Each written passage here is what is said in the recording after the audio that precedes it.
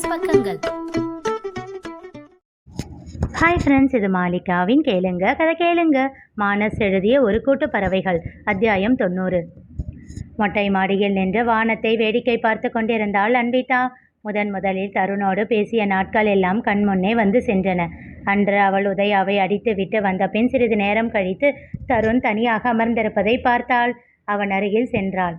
யார் என்று நிமிர்ந்து பார்த்தவன் அன்விதாவை கண்டதும் எதுவும் பேசாமல் மீண்டும் தலையை குனிந்து கொண்டான். அப்புறம் எப்போ பட்டம் கொடுக்கிற விழா? புரியாமல் கண்கள் சுருக்கி அவளை பார்த்தான். அதான் உன்னோட ஃப்ரெண்டு பண்ண தப்புக்கு நீ பழியை ஏற்றுக்கிட்டு சாரி கேட்டியே, அந்த தியாகத்துக்கு.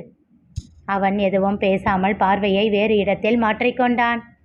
முதல்ல நான் பேசினதும் புரியாமல் பார்த்தேன். அதுக்கப்புறம் ஏதோ யோசிச்சுட்டு ஆமாம் கோபத்தில் பண்ணிட்டேன் சாரி அப்படின்னு சொன்னப்போ உன் கண்ணில் நான் குற்ற உணர்ச்சியை பார்க்கல, கோபத்தை தான் பார்த்தேன். அப்போவே புரிஞ்சிடுச்சு இதை பண்ணது நீ இல்லை, உனக்கு வேண்டப்பட்ட யாரோன்னு. அதனால தான் உன்கிட்ட சரின்னு சொல்லிவிட்டு உனக்கே தெரியாமல் உன்னை ஃபாலோ பண்ணிக்கிட்டு வந்தேன். ஆமாம், நீ என்ன ரொம்ப நல்ல பையனோ? அவள் கேள்வியில் அர்த்தம் புரியாமல் மீண்டும் அவளை பார்த்தான்.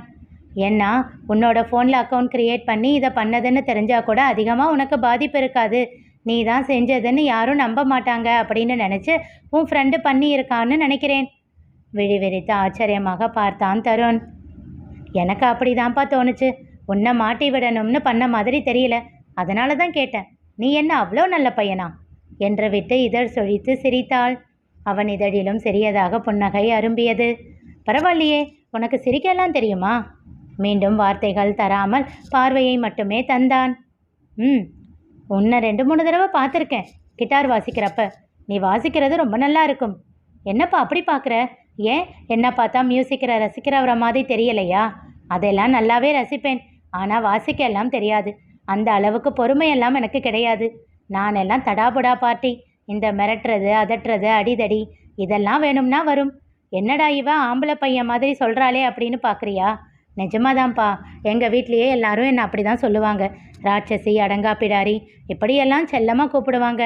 ஆனால் ஒன்று, என்னோட இயல்பை மாற்றிக்க சொல்லி எப்பவும் சொன்னதே இல்லை. என்ன நானாக இருக்க விடுவாங்க. சரி அதை விடு, எங்கள் வீட்டை பற்றி பேசினா நான் பேசிக்கிட்டே இருப்பேன். வீட்டை பற்றி மட்டும்தானா? இதுவரை அமைதியாக இருந்தவன் அந்த கேள்வியை கேட்டான். அவனை முறைத்து விட்டு அவளும் சிரித்து விட்டாள். சின்ன வயசில் நீ இங்கிலீஷ் கிராமரில் ரொம்ப வீக்குன்னு நினைக்கிறேன். ஏன் அப்படி சொல்கிற? இல்லை, இந்த ஃபுல் ஸ்டாப் அப்படின்ற பஞ்சுவேஷன் இருக்கிறத பற்றி உனக்கு தெரியவே இல்லை பாரேன். கம்மா மட்டும்தான் படிச்சிருக்க போல. முடியும் மட்டும் அவனை முறைத்தாள் அன்விதா. அதை கண்டு உறக்க சிரித்து விட்டான் தருண். தருண் வந்து தன்னை திட்டிவிட்டு சென்றதும் மீண்டும் அவனை சமாதானப்படுத்த அங்கே வந்த உதயா அவன் அன்விதாவோடு சிரித்து பேசிக்கொண்டிருப்பதை பார்த்தான். அதன் பிறகு அவன் கோபம் அதிகமாக ஆரம்பித்தது. அன்விதா மொத்தமாக தருணை தங்களிடம் இருந்து பிரித்து விடுவாள் என்ற மனதிற்குள் அவனே முடிவு செய்து கொண்டான். அவள் மேல் அவனுக்கு வன்மம் கூடி போனது. ஏன் தருண், நீ சிரிச்சா நல்லா தானே இருக்க, ஏன் சிரிக்கிறதே இல்லை? அதுவும் மியூசிக் பண்ணும்போது உன் முகம் ஏன் அவ்வளவு அழுத்தமாக இருக்குது? உன்னோட மியூசிக்குக்கும் முகத்துக்கும் சம்பந்தமே கிடையாது. உன்னோட பாவத்தை மாற்றிக்கிட்டா மியூசிக் பண்ணி பாரு, இன்னும் அது இனிமையாக இருக்கும். அவன் எங்கோ வெறித்து கொண்டு இருந்தான். என்ன ஆச்சு? எனக்கு மியூசிக் பண்ணும்போது எங்கள் அக்கா ஞாபகம் வரும். அவளும் நானும் ஒன்றா தான் சங்கீதம் கற்றுக்கிட்டோம். அவள் தான் முதல்ல கற்றுக்க போனா. அவள் என்ன செஞ்சாலும் நானும் செய்யணும்னு விரும்புவேன். அதனால தான் அவள் கூட நானும் போனேன். அதுக்கப்புறம் மியூசிக்கல் இன்ஸ்ட்ருமெண்ட் கற்றுக்கணும்னு நாங்கள் சேர்ந்து முடிவு பண்ணப்போ அக்கா 10th வந்துட்டா. போர்டு எக்ஸாமுக்கு படிக்கணும்னா அவள் எதையும் கற்றுக்கல. என்னை மட்டும்தான் கிட்டார் கிளாஸில் ஆசையாக சேர்த்து விட்டா. ஸோ என்றவன் எதுவும் பேசாமல் முகத்தை திருப்பிக் கொண்டான். அதனால என்ன? அவங்க ஞாபகம் வர்றப்போ அவங்கக்கிட்ட ஃபோனில் பேசு. இல்லை, இப்போ அவள் எங்கள் கூட இல்லை. அவளுக்கு எங்களை ஆகாது. ஆகாதா? அப்படின்னா? புரியாமல் கேட்டாள் அன்விதா. அப்படின்னா தெரியாதா என்ற யோசனையோடு அவளை பார்த்தான் தருண். அவன் ஏதோ சொல்ல வருவதற்குள் அங்கே வந்தாள் சுவாதி. ஏ அன்பி, உன்னை எங்கெல்லாம் தேடுறது? எங்கேயாவது யார்கிட்டையாவது உட்காந்து பிளேடு போட்டுக்கிட்டே இருக்க வேண்டியது. இன்னைக்கு யார் சிக்குனா என்று விட்டு தருணை பார்த்தாள்.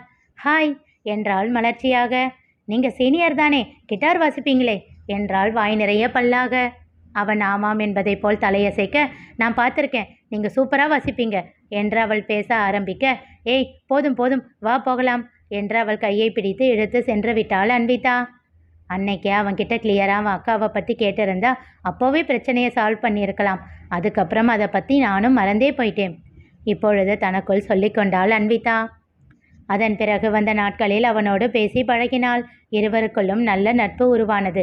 First impression is the best impression என்பது போல் முதலில் அவன் மேல் ஏற்பட்ட நல்ல மதிப்பு அதன் பிறகு கூடிக்கொண்டேதான் போனது. அவனுடைய கண்ணியம், நியாயமான கோபம், அக்கறை இதெல்லாம் அவளுக்கு பிடித்திருந்தது. ஆனால் காதல் என்று என்றும் நினைத்ததில்லை. ஆனால் அவனுடைய அக்கறையும் பேச்சும் பல தடவை அவளை யோசிக்க வைத்தது. ஒருவேளை அவன் காதலிக்கிறானோ என்று சந்தேகம் கொண்டாள்.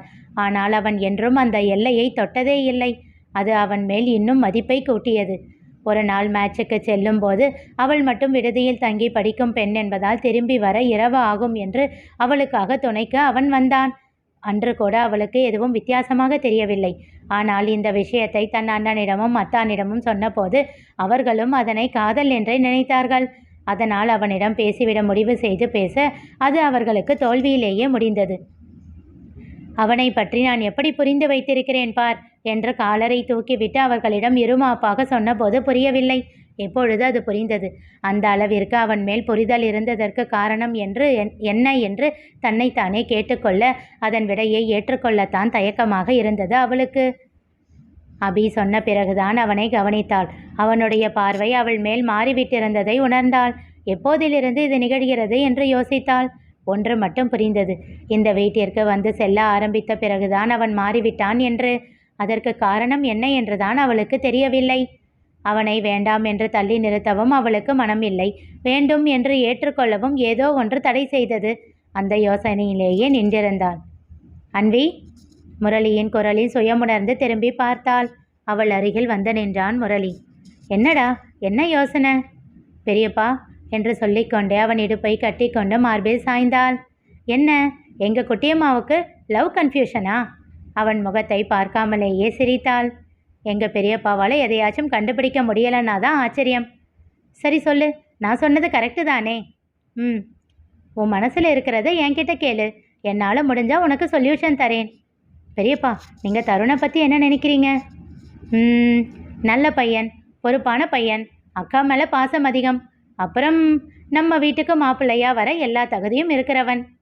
அவன் கோரியதும் கலுக்கென்று சிரித்து விட்டாள் அன்விதா. இதை விட சூப்பராக யாரும் பதில் சொல்ல மாட்டாங்க பெரியப்பா. அவன் கன்னம் கிள்ளி முத்தம் வைத்தாள். உறக்க சிரித்தான் முரளி. அப்போ என் பெரியப்பா வாயிலிருந்து இந்த வார்த்தை வந்துடுச்சு அப்படின்னா என் அப்பா அம்மாவுக்கும் ஓகேன்னு தானே அர்த்தம்? ஆனால் உன் மனசில் நெருடுறது எது? அவன் அப்பா. ஆச்சரியமாக அவளை பார்த்தான் முரளி. நீங்கள் எல்லாம் சொல்லி கொடுத்தபடி கல்யாணம் அப்படின்றது ஒரு தனி நபர் கூட ஏற்படுற உறவு கிடையாது. அது ஒரு குடும்பத்துக்கூடவே ஏற்படுற உறவு. அந்த குடும்பத்தோட கரும்புள்ளி அவர். அதுதான் யோசனையாக இருக்குது. அந்த குடும்பத்துக்குள்ளே பார்த்தாலும் யாராச்சும் ஒருத்தர் சரியாக இருக்க மாட்டாங்க தான். அவங்கள மாற்ற முடிஞ்சால் மாற்றலாம், இல்லை அவங்க போக்கில் விட்டுடலாம். உனக்கு இதை பற்றி சொல்லி கொடுத்த நாங்களே இதை பற்றி யோசிக்காமல் இருப்போமா? உன்னை கல்யாணம் பண்ணி கொடுக்கும்போது எல்லாத்தையும் சரி பண்ணி தான் அனுப்புவோம், சரியா? அதுக்காக தருண் வேண்டாம்னு எல்லாம் யோசிக்கக்கூடாது. உன் பெரியம்மாவுக்கு முதல்ல கோபம் வரும். அவளை நல்லா எப்படி கரெக்ட் பண்ணி வச்சிருக்கான் தெரியுமா அவன்? கிரி கூட அதனால் அவன் மேலே ஏதோ பொறாமையில் இருக்கான்னு கேள்விப்பட்டேன். அவன் கூறியதும் உறக்க சிரித்தாள் அன்விதா. ஆமாம், இப்படியெல்லாம் எங்கள் விஷயத்தில் கொஞ்ச நாளாக தலையிடாமல் விலகி இருந்தீங்களே, இப்போ எப்படி மறுபடியும்? ஆச்சரியமாக கேட்டாள். அவள் கன்னம் கிள்ளி முத்தம் வைத்தான் முரளி. என் மருமக பண்ண வேலைதான். சட்டென்று அவனிடம் இருந்து விலகி அவன் முகத்தை திகைப்பாக பார்த்தாள். அண்ணியா? என்றாள் கண்கள் சிமட்டி. என்ன பண்ணாங்க என்றாள் ஆவலாக. மிருணாளினி செய்தது என்ன தெரிந்து கொள்ள தொடர்ந்து கேளுங்க. கதை கேளுங்க. மீண்டும் சந்திப்போம்.